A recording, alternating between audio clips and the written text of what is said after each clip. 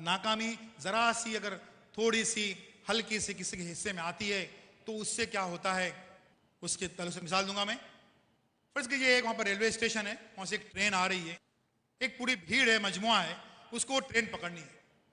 सब लोग देखते हैं कि वो ट्रेन शायद छूट जाएगी। उस भीड़ में से एक नौजवान जो है वो दौड़ते भागते हाँफते कांपते जो है वो वहां पर पहुंचता है प्लेटफॉर्म पे। प्लेटफॉर्म पे पहुंचता है कि तब तक ट्रेन जो है वो रफ्तार पकड़ चुकती है और ट्रेन जो उसकी छूट जाती है। अब ये भीड़ वहां जाती है प्लेटफॉर्म पे, उस नौजवान की हालत देखती है, हाँफ रहा है, कांप रहा है, तो टाई किधर, शर्ट किधर, ये किधर, हो पसीने शराबूर।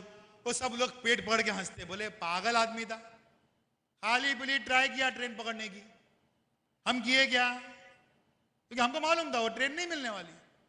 अब यकीन रखिए ख्वातीन हज़रात, उस भीड़ में वही एक जियाला है, उसकी एक ट्रेन छूटी है, उसकी जिंदगी की हर ट्रेन नहीं छूटेगी। और ये जो सारी भीड़ है उसकी जिंदगी की हर ट्रेन यही कहते हुए छूटेगी कि ये ट्रेन हमको मिलने से रही। बच्चों, ट्रेन से मुराद है अपॉर्चुनिटी, मौका। इसका मतलब यह हुआ कि उसकी ट्रेन छूटी फिर भी वो कामयाब है, क्योंकि कामयाबी की डेफिनेशन जो है वो जानता है, कामयाबी इज इक्वल टू कोशिश, success is equal to effort. उसको कामयाबी भले ही ना मिले हो लेकिन उसने कोशिश की, इसलिए वो कामयाब है। देखो, हर चीज का रिजल्ट सिर्फ और सिर्फ अल्लाह के हाथ में। इंसान के हाथ में अल्लाह ने सिर्फ एक ही लाठी दी है और उसका नाम है कोशिश। और ये कोशिश कीजिए, उसके बाद किसी सूरत में आपको नाकामी मिल ही नहीं सकती। कुरान में जा बजा कई आयतों में जिक्र है कि इंसान को वो मिलता है जिसकी वो कोशिश करता है। सूरह नज्म सूरह नंबर 53 आयत में 36 में भी यही बात कही कि इंसान जो भी करता है, जो भी कोशिश करता है, उसके लिए उसका फल उसको मिलता है। आखिरी बात मैं कहना चाहूंगा कि हमारे यहाँ पर जो मुकाबलाती इम्तहानात हैं, जो कॉम्पिटिटिव एग्जाम्स हैं, उसके लिए हमारे यहाँ पर क्यों जहन नहीं बन रहा है।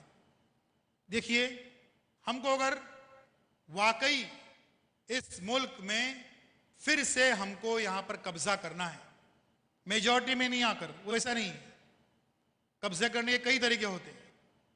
वाकई कब्जा करना है तो हमारे जो नौजवान हैं उनको जिंदगी का एक फार्मूला याद रखना पड़ेगा।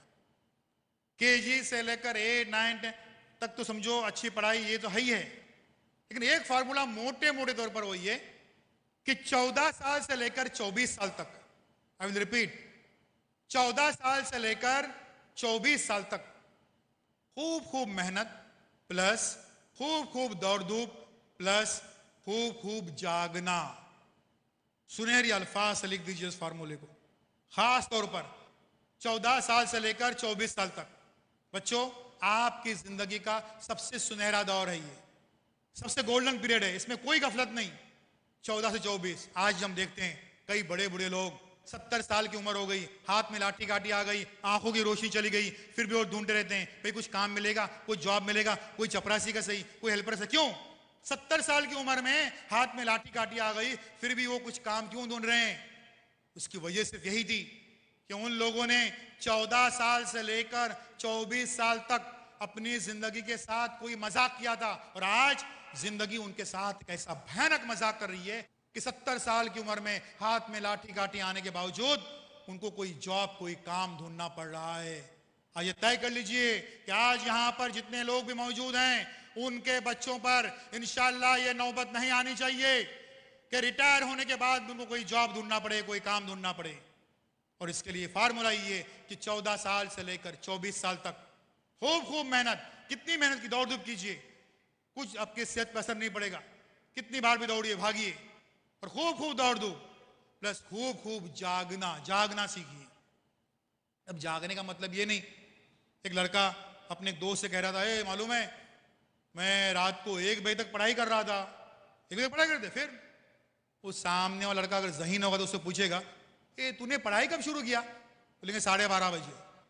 तो जागने का मतलब ये नहीं कि 2 बजे पढ़ाई शुरू करें, 3 बजे खत्म कर रहे हैं। सही मानों में जागना सीखिए। जागने से आपकी सेहत पर कोई असर नहीं पड़ता। आपने डॉक्टर से पूछिए, मेडिकल डॉक्टर से, फैमिली डॉक्टर से, जो लोग डेथ सर्टिफिकेट देते हैं उनसे पूछिए कि क्या आपने आज तक किसी को ऐसा डेथ सर्टिफिकेट दिया कि आदमी बहुत जागता था इसलिए मर गया? कभी नहीं। जागना सीखिए।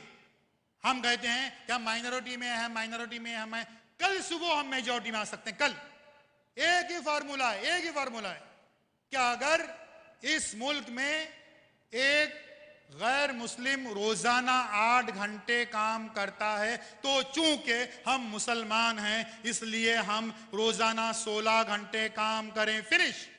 कल सुबह हम मेजॉरिटी में आ जाएंगे, क्योंकि दुगनी मेहनत, दुगनी अवेयरनेस, दुगनी बेदारी, दुगनी आमदनी हर लिहाज से। तो इसके लिए जागना सीखिए। बिल्कुल सुनहरे अल्फाज से लिख दीजिए बच्चों, ये अपने जहन पे ये फार्मूला कि 14 साल से लेकर 24 साल तक खूब खूब मेहनत प्लस खूब खूब दौड़ धूप प्लस खूब खूब जागना।